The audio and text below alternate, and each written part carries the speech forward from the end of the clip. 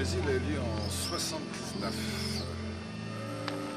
C'est le professeur du club de judo dans lequel on donnait les cours d'aïkido au Dojo Méditerranée, Wolfie Legara, qui nous a donné l'idée d'utiliser la structure du fort parce qu'il faisait un stage de judo régulièrement tous les ans. Donc on a décidé de faire ça avec Tiki et surtout de faire un stage un peu pluridisciplinaire. C'est-à-dire qu'on ne voulait pas seulement un stage d'aïkido et quelques disciplines annexes, mais un stage où tout le monde fasse tout. Donc au départ on était parti avec l'aïkido, Ken et Yai. Et puis en 80 on n'a pas fait le stage parce qu'il y avait la tournée des experts japonais que nous avons organisée en mai, donc c'était à la même période. Et donc la fois suivante en 81, le deuxième stage a eu lieu en 81, Pascal nous a rejoints et on a introduit également le judo dans le stage.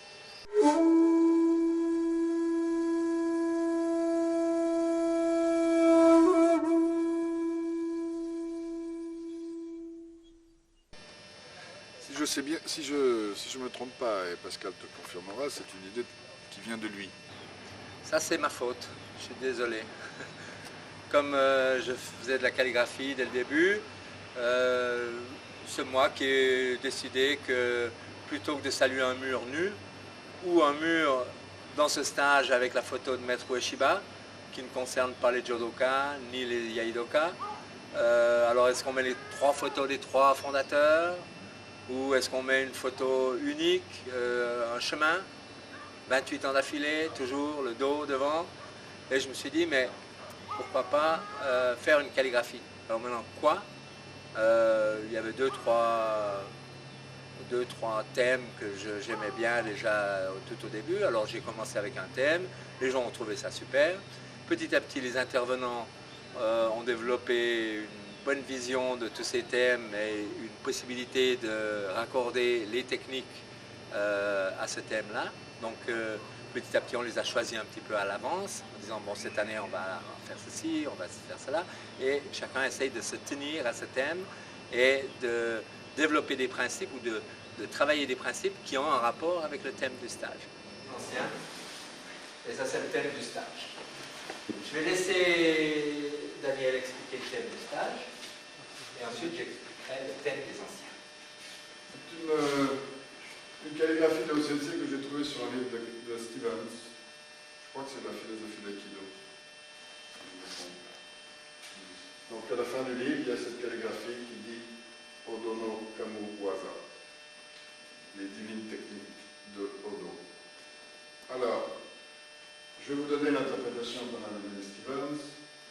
Je ne sais pas comment il l'a trouvée, mais elle est intéressante. Et donc elle peut être adaptée à ce stage, enfin, type à ce stage. Et Lorenzo donnera l'explication, comment on pourrait dire, théologique. Divine de Odo, qui littéralement veut dire la petite porte. Et la petite porte, c'est le nom d'un estuaire. D'un estuaire. D'un estuaire. Un estuaire. Un estuaire. Oui. D'une rivière au Japon où la mythologie classique japonaise, Shinto, bien entendu, place la première action de purification des Misori. Stevens traduit cette calligraphie en disant se trouver au bon endroit au bon moment peut créer des techniques quasi miraculeuses, enfin, qui peuvent sembler miraculeuses.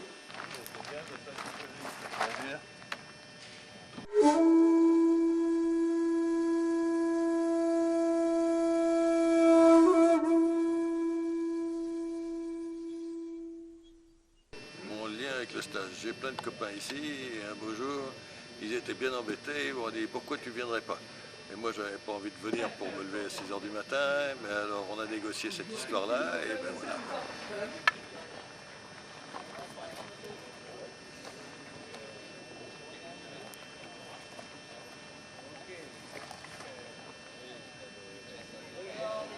Ça ne fait pas, ça tape les poignets. La pointe dans le plexus. Normalement, bien sûr, on la met pas, enfin, on peut la mettre dans le plexus. Quand on la met dans le plexus, ça s'appelle côté, c'est-à-dire, justement, on chope le poignet. C'est pour ça qu'il faut descendre bien. Voilà. Normalement c'est ici, c'est mieux. Là, là c'est cassé au cinéma parce que c'est plus joli. Cinéma japonais moderne. Et vous allez voir les petites annonces. Non. Ou bien, et là il vaut mieux s'arrêter parce que c'est quand même un peu fragile cet endroit-là. L'avantage de tous ces mouvements, c'est que dans tous les cas, vous contrôlez en même temps, ici, vous restez avec lui. Bien sûr, la direction du mouvement, c'est vers son axe. Il ne faut pas s'occuper de regarder et d'éviter le machin. Tout simplement. Surtout pas s'affoler, vous marchez ici.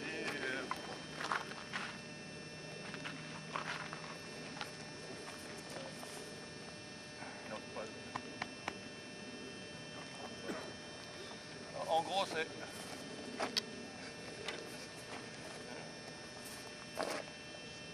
Mais en marchant, vous laissez le sabre partir, pas chercher à taper dessus.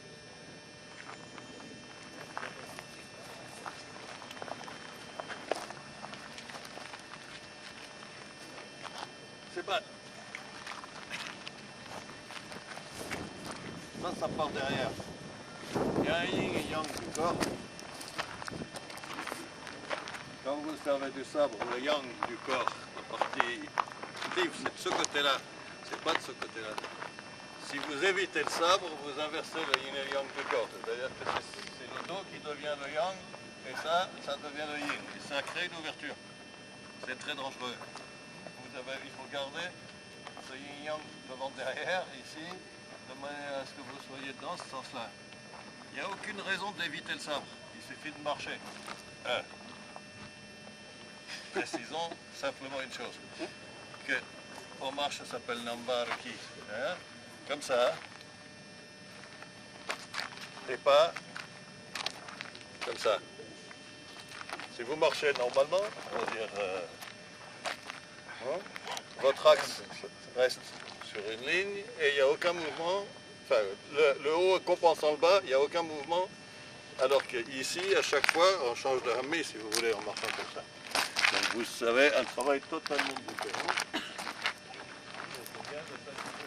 C'est-à-dire, les deux côtés, on travaille. Enfin, le haut et le bas du corps travaillent en même temps.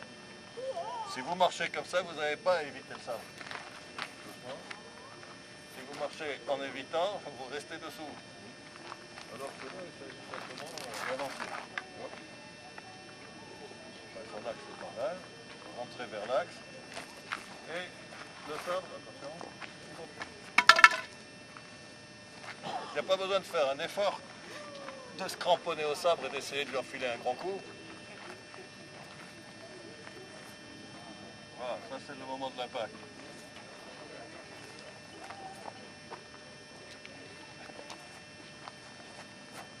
Ça ne marche pas. Il faut que votre corps soit absolument, que tous les angles ici soient exacts de manière à ce que l'énergie de votre mouvement arrive et soit transmise exactement où ça doit l'être. C'est tout, le reste ça sert à rien. Vous balancez le sabre comme ça et vous êtes derrière le sabre, c'est-à-dire qu'au moment de l'impact, il n'y a pas besoin d'effort. Toutes les lignes aboutissent là-bas dedans, en passant par la pointe bien sûr. Si jamais l'effort est ailleurs, ce qui se passe très souvent quand on coupe sa guérite, c'est qu'en fait la coupe, c'est pour l'herbe. Ce qui fait qu'en plus le corps est entraîné, là, chouf, ça a coupé l'herbe. Alors que c'est ici qu'il faut, à cet endroit-là, il faut que vous soyez absolument efficace. C'est-à-dire qu'à cet endroit-là, vous devez être ici et là. Si vous ne pouvez pas toucher à main nue, c'est la preuve que vous êtes trop loin. Ici, pourtant, ça fait plaisir. Alors, on dit, tiens, j'ai touché. Je suis beaucoup trop loin. La distance du sabre, c'est celle-là. Au moment de l'impact, je veux dire, pas après, ni avant. Là, les choses se transmettent. Pas besoin de beaucoup, il suffit de... Bien sûr, les mains, pas trop écartées, ici.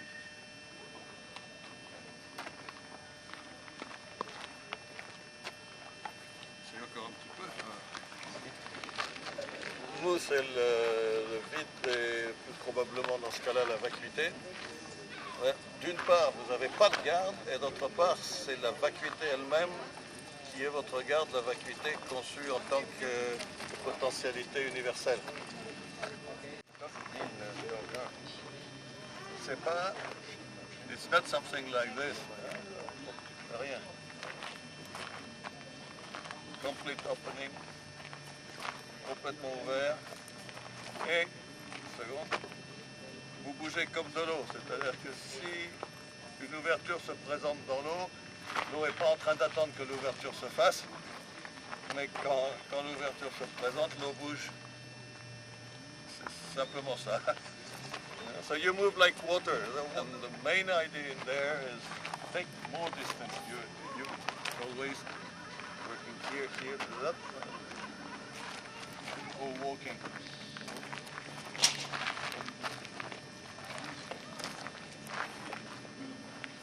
Passez, marchez, ne vous arrêtez pas sur votre partenaire, parce que là, ça devient un mouvement en réaction. Un mouvement de réaction, c'est pas un mouvement d'action.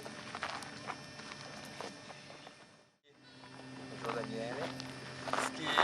Ce qui me gêne un petit peu quand je tourne, c'est ceci. C'est moi qui apprends.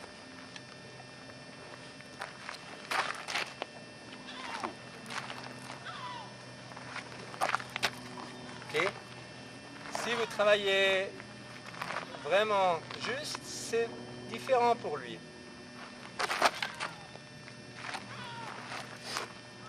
Vous ne devez pas avancer avant que votre sable soit à la verticale ici. C'est seulement maintenant que je peux venir en avant. Donc, vous travaillez sans la petite dose de danger ou de risque qu'il faut avoir dans tout mouvement de budo. S'il n'y a pas de risque, ce n'est pas un mouvement de budo, c'est aussi simple que ça. Donc ici, travaillez.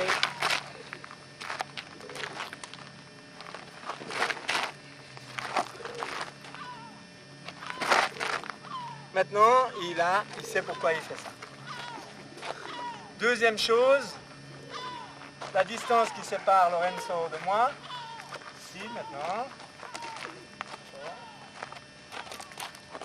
Voilà, cette distance, c'est lui qui va la couvrir. Moi, je vais en faire le moins possible. I am going to do as little as possible about the distance. It means that I have time.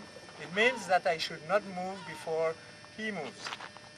I let him move and I move only at the last second. If I do half of his work, it is Ayuchi. Si je fais la moitié de son boulot, c'est Ayuchi. Ici, on a autant de chances l'un que l'autre. Si je reste à ma place et que j'attends et je lui fais tout le travail, c'est lui qui le fait. Okay. Et j'ai encore trop de temps, je pourrais encore attendre plus. Okay. Donc ça, essayez de voir cette histoire-là déjà. La distance qui nous sépare, lui il en fait les 3/4 et moi je fais 1/4. Donc j'ai du temps.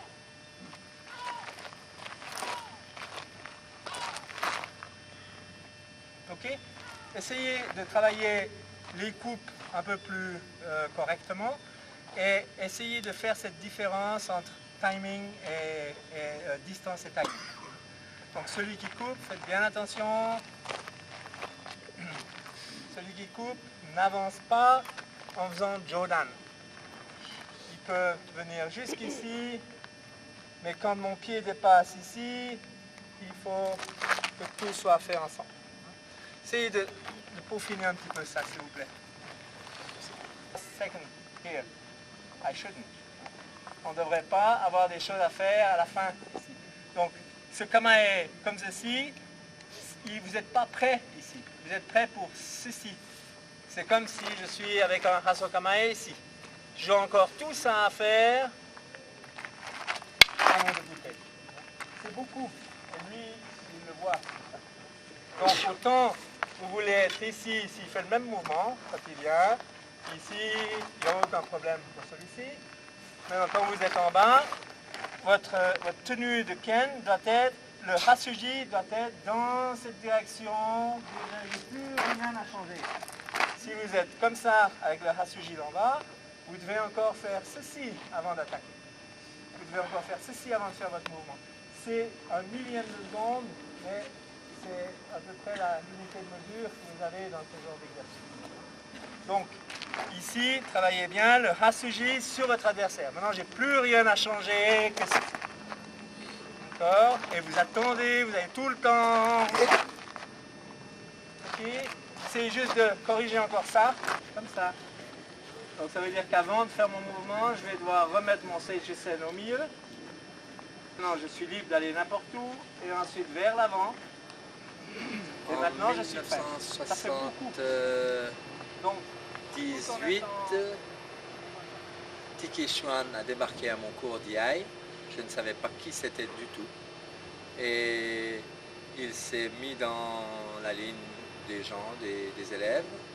Et il m'a demandé s'il pouvait participer au cours. C'est tout.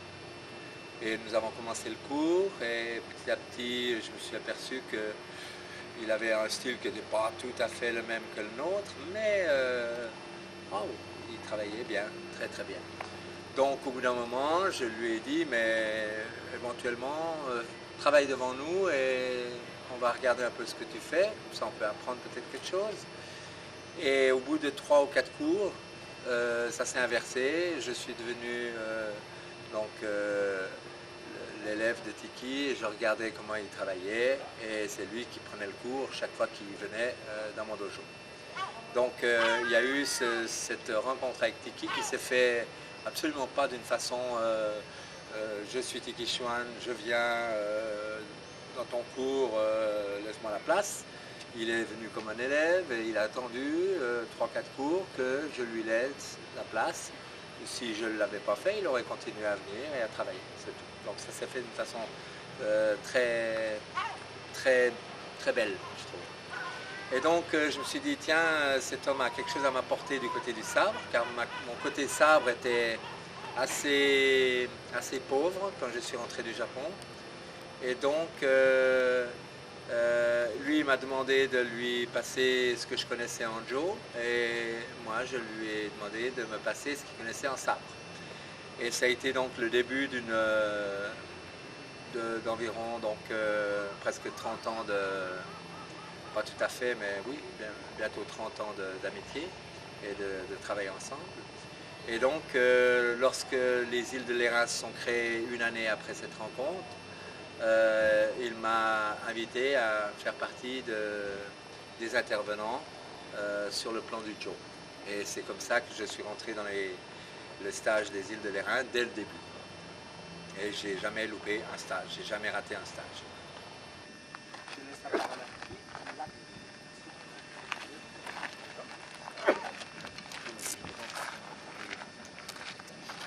Donc en regardant notre travail, j'ai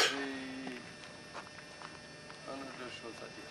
C'était ça, c'était de se retrouver tous ensemble pour faire un travail intensif. Et surtout de partager les points communs entre les 3 disciplines. Et au fur et à mesure qu'on a travaillé cette idée-là, on a trouvé qu'il y avait beaucoup de points communs et quasiment 100% de choses dans leurs principes on a trouvé étaient en commun. Donc ça a été très fructueux, très profitable pour tout le monde. Et la formule de cette coopération a bien pris et aujourd'hui on a un stage qui marche toujours aussi bien que depuis le début. We talked about Mugamai. Mu means néant, vide. It means emptiness. It doesn't mean necessarily the negative. So that C'est pas le néant, le c'est quand même un terme budiste. Okay. But it doesn't mean nashi, okay? Absolument. Okay, here's what I want to get to. Ça ne veut pas dire que ce n'est pas une garde. C'est une garde et qu'est-ce qui peut le caractériser? C'est qu'il n'a pas de définition peut-être physique, une position définie, mais en même temps, cette position, avec toute sa liberté, ne donne aucune faiblesse ou ouverture non plus. Alors trouvez n'importe quelle position où il n'y a aucune faiblesse. Et vous êtes déjà sur le chemin d'un Mugamai quelque part. Mais ce n'est pas évident à trouver. Tous les éléments qu'on a vus, la première chose, physique et technique, c'est que tous les éléments simples soient en place. Votre Seichusan, votre Hasuji, la position horizontale où vous êtes, il doit être en place pour qu'il n'y ait rien d'autre à faire que... Donc le kamaï devient l'expression statique de la rigueur, du dynamique, déjà là, d'accord. Donc si vous êtes comme ça, par exemple, il est l'expression de notre dynamique peut-être. Si vous l'avez par rapport à lui, vous commencez à créer un kamaï qui exprime déjà la coupe qui va en naître de ça. Do I need to say all this in English as well? What? Yes. Oh, all right. You stand in what we call Hasono Kamai. It can be Mugamai only because you are Mugamai. Okay? Otherwise, it's brought together in such a way that there's nothing else but the expression following. But it's already in the static. So this is an important point, because as long as you begin to bring in your intentions, au moment où vous commencez à avoir l'intention de faire quelque chose, ce n'est plus Mugamai. Vous créez une intention. Donc votre intention, et ça se sent dans le travail, c'est de gagner ici. C'est de faire mieux que lui. Hop! Ça y est. Good. Et ça a détruit Mugamai. That's not easy. Je ne dis pas que c'est quelque chose d'obtenable ou facile. Mais je sais qu'il faut l'obtenir si vous voulez jouer avec Mugamai. Je dis jouer, parce que pour l'instant, on peut l'imiter, mais ce n'est pas forcément qu'on peut l'avoir, je pense. Alors, let's see. Daniele. Aïe. You're good friends, c'était bon ami avec lui, non? Oui. Alors, moi, vous allez jouer un peu. Certains ont déjà vu cet exercice, mais c'est juste une illustration. Je suis l'ange gardien de Daniele. Okay? On dit merci, Daniel. Voilà. Alors, si Lorenzo décide de couper Daniele, moi en tant qu'ange gardien, je dois le protéger et je fais attention. Bon, je ne l'ai pas sauvé. Too bad. Voilà. Je ne suis pas un bon ange gardien. Okay? Alors, où je veux en venir, c'est que beaucoup, vous avez tendance à vous contenter de faire ceci. Vous êtes ensemble. Et on vous a toujours dit, Aiki, ça veut dire unité, ensemble. Mais, being together is not a good thing. Because you're always trying to be together with his initiative. Vous êtes toujours en train de chercher à faire l'unité sur l'initiative de l'attaquant. Et ce n'est pas Aiki, ce n'est pas suffisant. Parce qu'aussi longtemps que vous suivez l'initiative pour être avec, vous suivez. Donc, c'est deux, c'est pas uni. Pardon? C'est de la seule défense. Et on peut être très bon, ça peut marcher, mais c'est pas Aiki. Donc ici, juste simplement de faire ensemble. Ok? Bon, tous les deux sont partis. C'est eux les copains, donc ça ne me dérange pas. Je trouve une autre protégée en tant qu'ange gardien. Mais je ne voudrais pas cher sur le marché des anges gardiens à cette vitesse-là. Alors, ce qu'il me faut, c'est de vivre indépendamment de ce qui se passe. Et d'avoir tout en place pour qu'il n'y ait pas d'ouverture. Qu'il n'y ait pas de...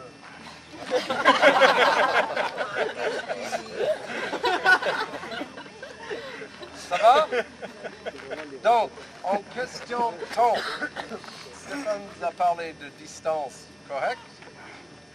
Ensuite, Pascal, il nous a parlé du temps d'agir. Au moment d'agir, attendre et agir, ça c'est juste. Donc vous attendez parce qu'il fait le boulot, mais en même temps que vous attendez pas pour agir parce qu'il a fait quelque chose, en fonction de lui. Vous agissez indépendamment. Donc vous partez après peut-être, mais vous arrivez avant. Bon, là je suis arrivé, j'ai fait mon devoir d'ange gardien. Alors, mettez-vous par trois et essayez d'être des bons anges gardiens.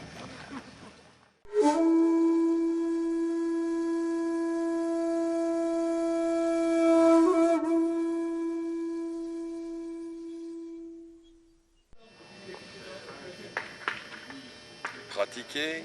Maintenant, vous avez quelques minutes pour jouer comme de jeunes animaux qui jouent pour apprendre. Au lieu de vous laisser prendre le mental par la technique en disant je peux lui faire idiot, jouer un peu. Non mais c'est un jeu, mais c'est sérieux. Échanger.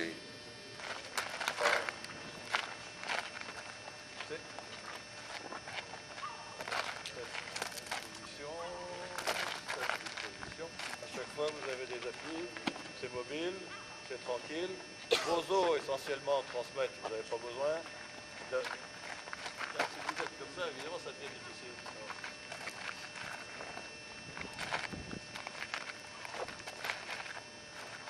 Vos os, les cacahuètes.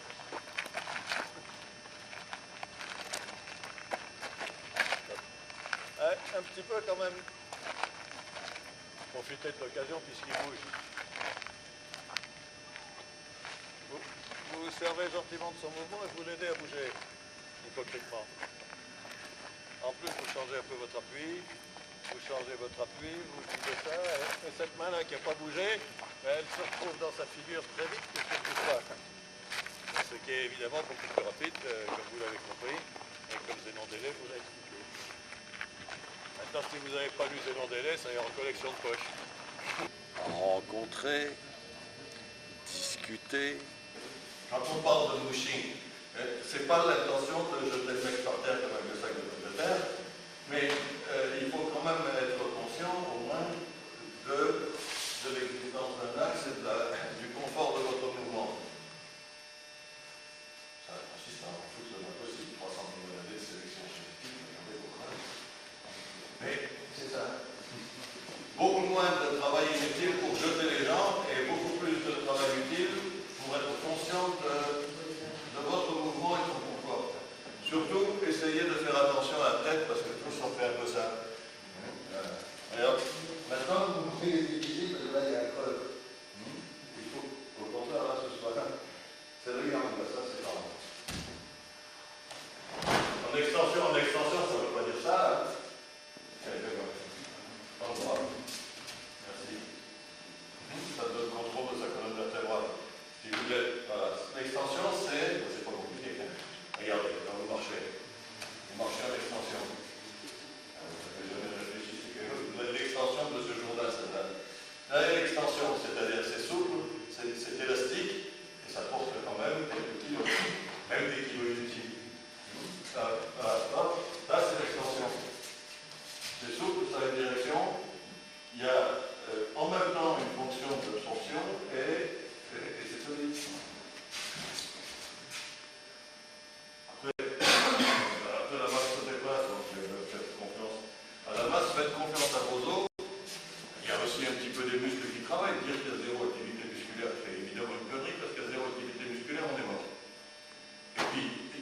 yin-yang du corps. Alors là, vous avez de la chance, ces peints en bleu en bas, c'est là que ça travaille le plus, et ces peints en blanc en haut, là, vous devez relâcher. Ah, c'est fait pour vous aider à comprendre la couleur. Voilà. Ça vient de la qualité de la connexion au sol, bien sûr. C'est-à-dire ce point-là, le gain, qui doit être en contact très doux, très élastique avec le sol. On s'en fout que ce soit le circuit énergétique ou pas, c'est pas très grave. Ce qui compte, c'est que vos chevilles soient débloquées, que vos genoux soient débloqués, vos hanches soient débloquées, que votre cage thoracique soit débloquée, parce que tout ça fonctionne en permanence comme un amortisseur. Et c'est très élastique. Attention à ne pas faire des mouvements trop droits, parce que là, tout est bloqué. C'est toujours plus ou moins dans une spirale. C'est-à-dire que ton squelette, par exemple, ça ne fait pas une ligne droite ici. Donc vous avez qu'à simplement suivre le squelette.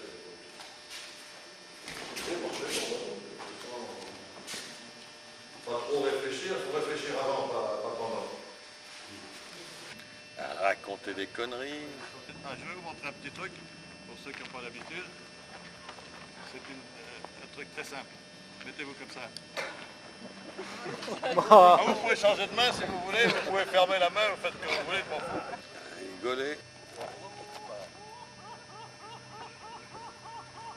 Ça rien que ça fait marrer. Et qu'est-ce qu'il y a? Ah oui, il est d'accord. Il y a plein de choses. Enfin bon, pratique quand même, j'espère. Aussi. Peut-être pas surtout, parce que c'est pas nécessairement le principal dans les stages. Pratiquer, on peut pratiquer dans les clubs. Mais dans les stages, il y a de l'échange. On rencontre des gens qui ont des fois des expériences différentes. Ici, des gens qui ont des pratiques différentes. C'est une bonne chose, un peu de mélanger, d'approcher des choses différentes. Pas en les opposant, mais en cherchant les valeurs communes, comme on dit de nos jours.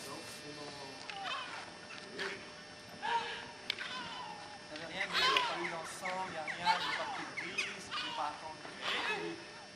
Il y a beaucoup de choses qui ne vont pas. On est vraiment arrivé ici à...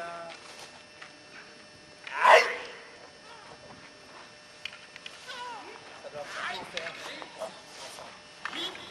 Je pense que de rester à la maison, à travailler sur son propre travail, à travailler sur ses propres katas ou son propre art, et de ne jamais sortir, voir ailleurs, le confronter, le comparer, etc., n'est pas une très bonne chose. C'est comme un enfant qui ne sort jamais. Le jour où on le laissera sortir, ça va être très dur, parce que tout ce qu'il aura fait à la maison, que ça vaut, même si ça vaut quelque chose de, même si c'est bien, ça n'a jamais été confronté, ça n'a jamais été sorti et discuté avec d'autres personnes qui ont peut-être des avis un peu différents. Et donc j'estime que quelqu'un qui ne fait pas de stage est assez pauvre en boulot. Quelqu'un qui fait trop de stages, également. Je pense que quand on court d'un stage à l'autre, moi j'aime pas tellement ça non plus, parce que tout ce qu'on emmagasine durant un stage, c'est fait pour y penser, y réfléchir et le travailler, le peaufiner et le mettre en pratique. Alors si on a un stage toutes les deux semaines, on emmagasine et on ne fait rien, on ne pratique rien, on ne répète rien. Et ça, à mon avis, c'est aussi mauvais que de ne jamais sortir.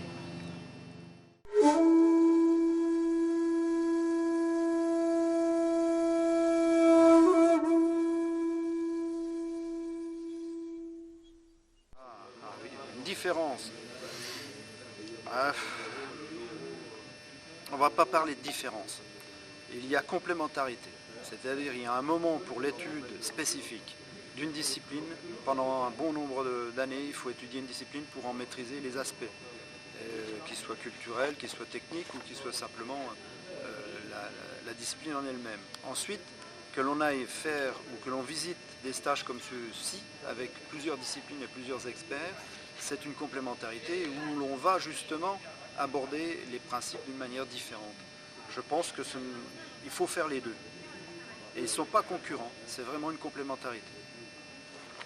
Il faut trouver votre sens d'équilibre qui vous permet de bouger sans être obligé de modifier l'axe de votre corps. Je vais faire une bêtise, je préviens. Tu peux frapper, mais je fais une bêtise. Voilà. Si vous faites comme ça, c'est pas bon. Hein. Si tu filmes ça, c'est un désastre. Hein. Vous, par exemple, voilà, vous allez voir tout de suite que c'est payant. Hein. Non, il faut que vous ayez sur les points d'appui, sur le devant du pied ici, que vous ayez le corps qui soit à la limite prêt à partir sur l'avant. Les genoux légèrement fléchis, les hanches mobiles. Et surtout, aucune idée préconçue sur le mouvement que vous allez faire. Il faut que ça soit spontané. L'attaque arrive. J'ai confiance en lui, je sais qu'il va faire une coupe correcte. Et vous allez être en relation directe avec lui et votre extension va aller chez lui directement. Si vous commencez à faire comme ça, ça ne va pas jouer. Voilà, vous êtes vraiment le plus relax possible. Tu vois ? Alors ce qui se passe, et ce qui s'est passé sur plusieurs que j'ai vus, c'est que ça donne... Comme j'ai travaillé pieds joints, du coup on rate la cible. Dans ce cas-là, le mouvement il se fait simplement par rapport à un axe qui est ici, et c'est simplement un axe. Vous pivotez simplement sur cet axe-là. Comme ce matin, je l'ai dit à la poudrière, il ne faut pas se tromper de cible. Votre cible, ce n'est pas le boken. La cible, elle est bien celui qui tient le boken. Donc si vous voulez absolument enlever ce sabre, et que vous faites ce mouvement de rotation, vous ne vous intéressez pas du tout à lui. D'autre part, un bon sabreur en face, il revient très vite. Vous n'avez plus aucun contrôle sur votre adversaire. Donc faites attention, une fois que vous avez levé votre jaw, Pascal vous l'a rappelé hier, se fait avec cette main ici, et pas avec ce bras, ici, ne vous trompez pas sur la cible. La cible, elle reste bien l'adversaire ici. Et au passage, vous rencontrez par hasard le boken. Donc ici. Donc il faut que Houquet vous dise, ah tu vois, tu m'as pas coupé. Ah là, tu es passé au-dessus. Ou là, tu es passé sur le côté. D'accord ? Là, et venez en translation. Okay, donc vous avez ce phénomène de rotation, de semi-rotation. Ensuite, ce phénomène de translation vers l'avant, vers la cible. Et ensuite, vous finissez votre rotation avec le changement de hamid. Faites attention à ça. Après, je monte avec lui.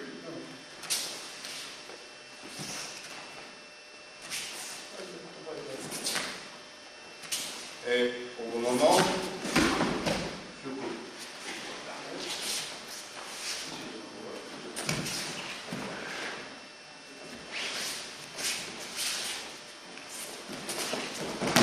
Alors, évitez de confronter, c'est pas ceci.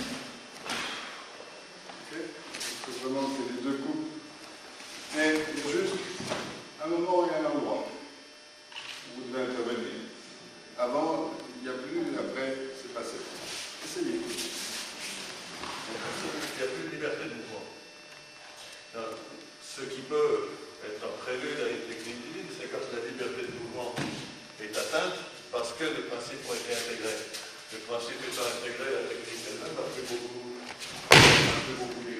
d'importance en soi. Et il n'allait pas de dire, ah là, je vais faire sur le banc, commencer à se regarder.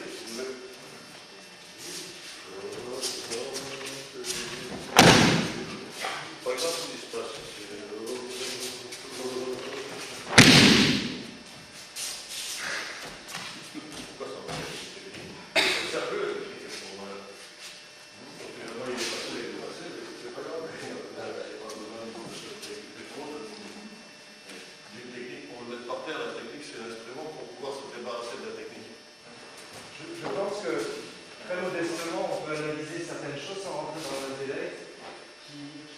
de comprendre les échecs à nos techniques et construire de telle manière à comprendre une Mais il faut d'abord que le premier espace, qui est notre espace corporel, soit connu, et que le deuxième espace, qui est l'espace relationnel, soit compris. Or, souvent, on mélange tous les espaces sans pour autant avoir vraiment bien réalisé une unité à l'intérieur de soi. Alors, je vous propose de faire, comme je fais d'habitude, petit bloc, et de bien faire votre travail comme d'habitude. Je le lève avec mes épaules. Et là, je vais commencer à répartir la force vers le bas du corps. Vous voyez, là, je suis arrivé à peu près à mon bassin. Maintenant, je commence à investir mes genoux et mes pieds. Je n'ai rien changé. Il n'y a pas eu de mouvement chez moi, simplement une répartition de la charge qui vient sur moi sur l'ensemble de mon corps. Ici, je tiens et je bloque. Encore, c'est trop léger ça. Mais plus fort, hein. Le haut. Avec les épaules. Et je commence à répartir mes bras, mes épaules. Je descends dans mon bassin. Je vais chercher les genoux. Et il tombe tranquillement. Cette notion de répartition de la force de votre adversaire existe. On la connaît très nettement. Si par exemple, dans cette position, il pousse que sur mon bras, j'aurai beaucoup plus de mal à répartir toute sa force sur l'ensemble de ma structure. Par contre, ce sera nettement plus facile si à l'intérieur ça fonctionne.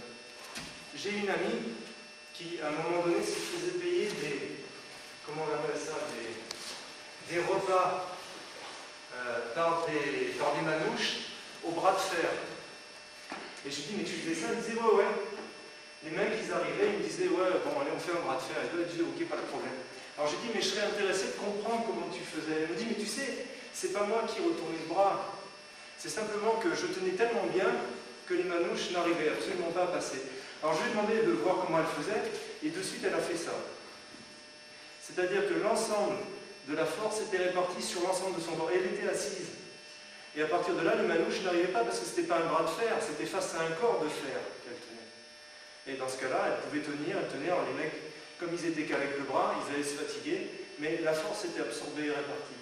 Donc je vous propose d'être à deux et de faire pour une fois ce que vous ne faites jamais très mal, avec les épaules. Une fois que vous êtes dans cette position, vraiment bien bloqué, vous répartissez dans vos épaules, vous ouvrez les mains, vous répartissez dans votre bassin, dans vos genoux, dans vos pieds pour avoir la colonne de haut en bas. Tant qu'on n'a pas ça, je crois qu'on aura du mal. Ce qui fait de ce stage un stage particulier est bien entendu un endroit de rêve, une île où il n'y a personne, pas de voiture, ça je pense que ça fait beaucoup.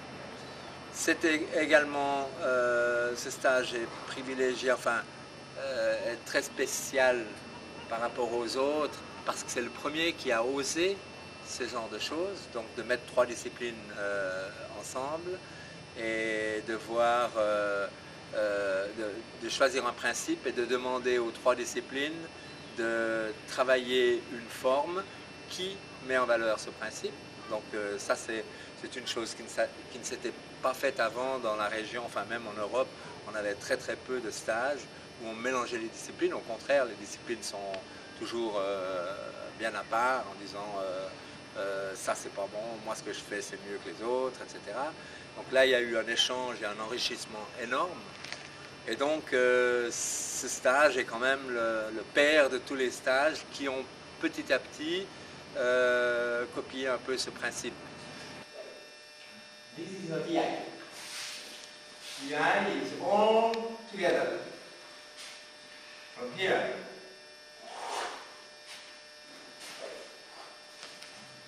Always together. Together. One.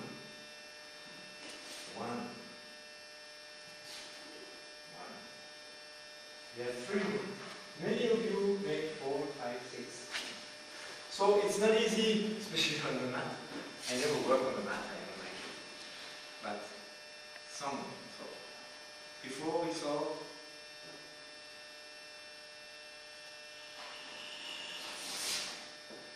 now one movement.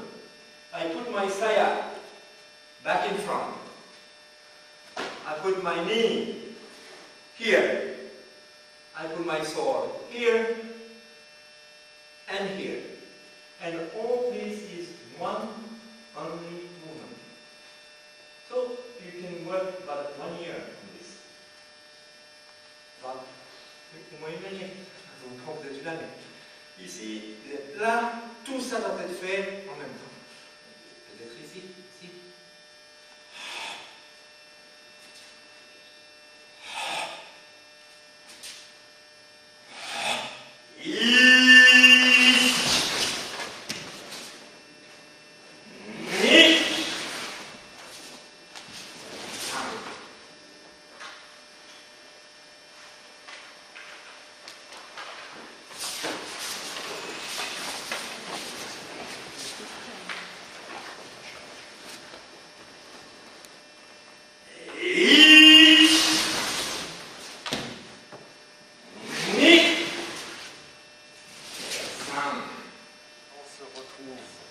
Ensemble pour faire un effort en commun.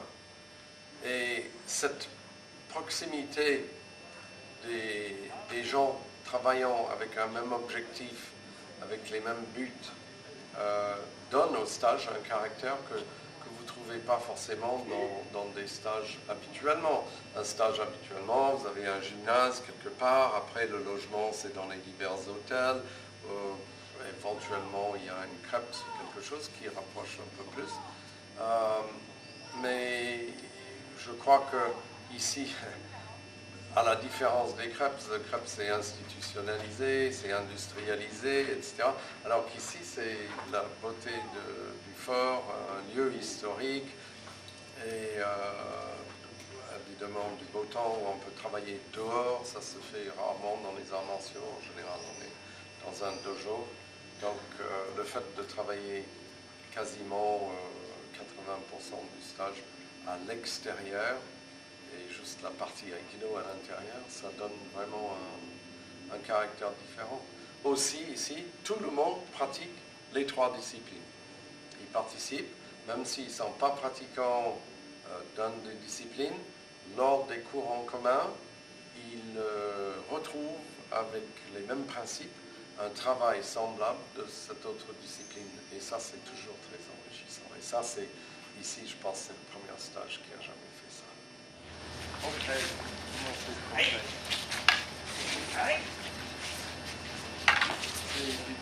À moins que Nintendo.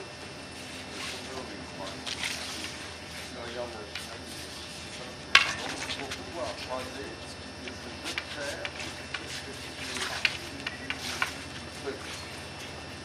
mais la distance est déterminée, je fais ça. Enfin, je peux atteindre son corps d'une main à l'autre. La distance plus, c'est qu'avec ma main, j'arrive juste à ne pas atteindre le corps. Et ça, c'est la distance. Il va falloir qu'il fasse l'action.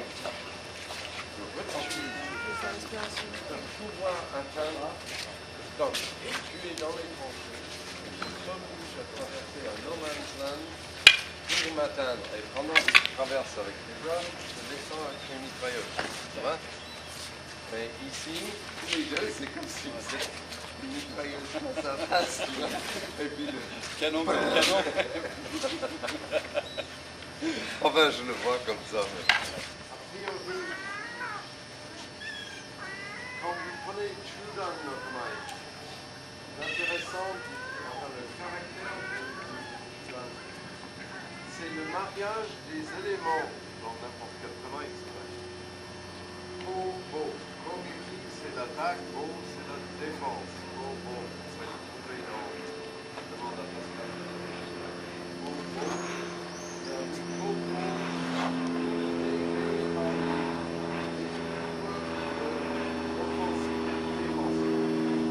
en Chudan, ils sont égales.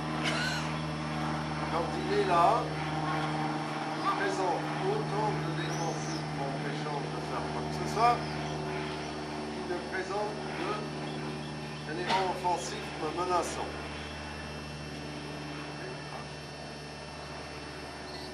Je n'ai pas voulu dire qu'est-ce qu'il peut faire à partir de là. mais également offensif, défensif. Il y a un équilibre. D'où la raison, en plus, Judan no Kamai, c'est Egan no Kamai, par exemple, je dis en droit dans les yeux, c'est l'équilibre. Quand on dit Chu, c'est au milieu, mais ça veut dire aussi le moyen, dans les statistiques, le moyen de Chu. Donc, s'il adopte une autre, c'est pas, on a un corps humain, il n'y en a pas 36 000, Gedan. Gedan met beaucoup plus en évidence les éléments défensifs, d'autres offensifs. Il n'a pas l'air, comme ça, de le voir offensif. Hein? Non? Quand quelqu'un vous regarde comme ça va? Votre arme est en bas, etc.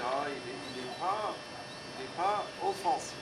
Il a essentiellement une prédominance, je ne sais pas si c'est 60-70% du haut, donc pourri. S'il prend Jordan,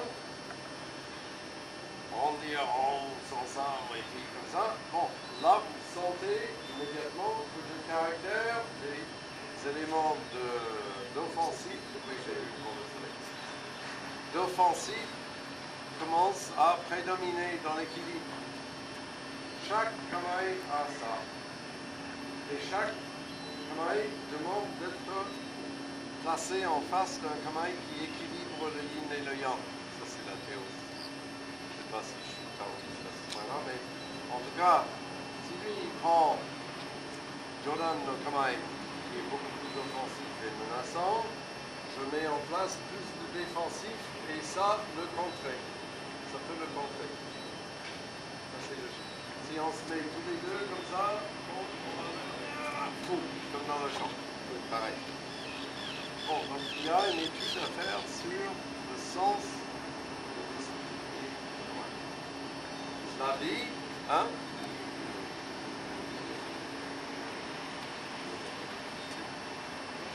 Par exemple, voilà, le visible et l'invisible dans tout. L'invisible, c'est ce que le kamaï peut dire.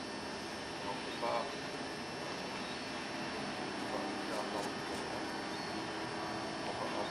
pas écrire par définition mathématique que ça veut dire ça. Donc par exemple, je peux très bien être ici, ce gars qui fait du ya, il a son sabre qui est ici, c'est un kamaï, c'est pas simplement, et en même temps c'est la position dans laquelle il transporte son sabre. Donc pour lui, pour le spécialiste qui fait du ya, a priori, son kamaï est là. Là, il n'y a pas de quoi vraiment s'alarmer et dire putain, il est offensif, il est là. Si le sabre était sorti, ça change tout. Ils ont tiré leur sabre clair.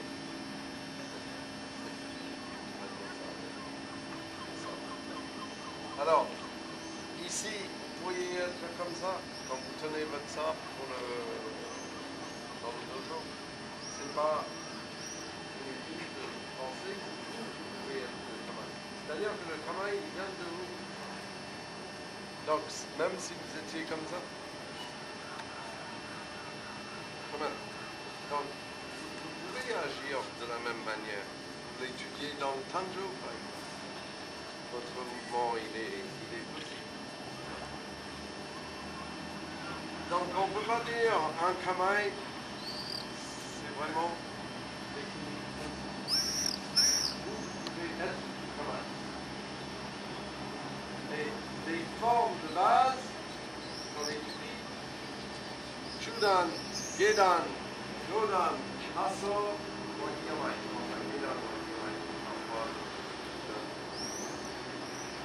Avec ça, vous avez un panoplie intéressant et qui vous permettent de pratiquer les groupes dans tous les sens. Donc, si j'ai Shomenji, on vient de faire une direction. Ici, Shomen. Tu fais ça. Oh, il n'a pas la forme. Yokoichi Monji. Ça.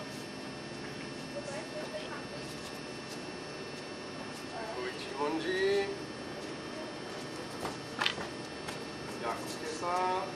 C'est dur, mais c'est pas un problème. Hop.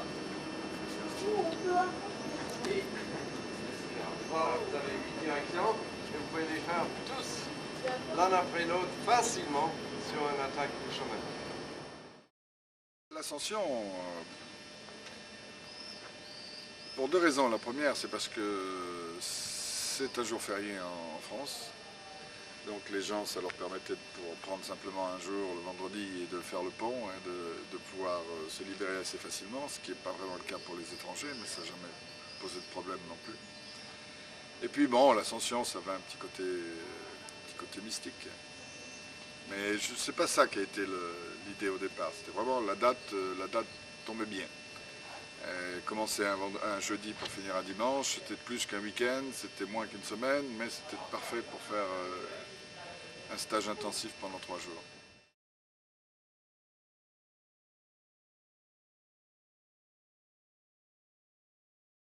C'est les conneries.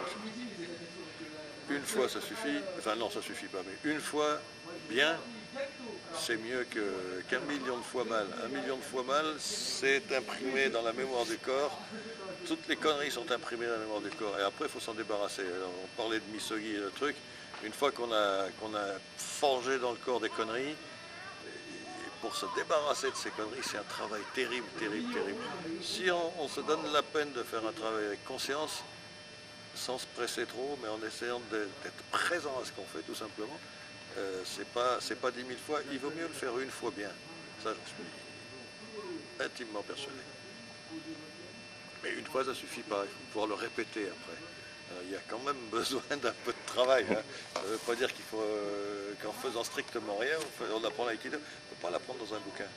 On est là aussi pour travailler. Mais ce n'est pas la quantité de transpiration qui mesure la qualité du travail.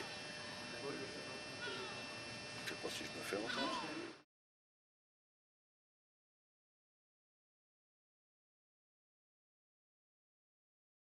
Oh non, c'est pas difficile à concevoir.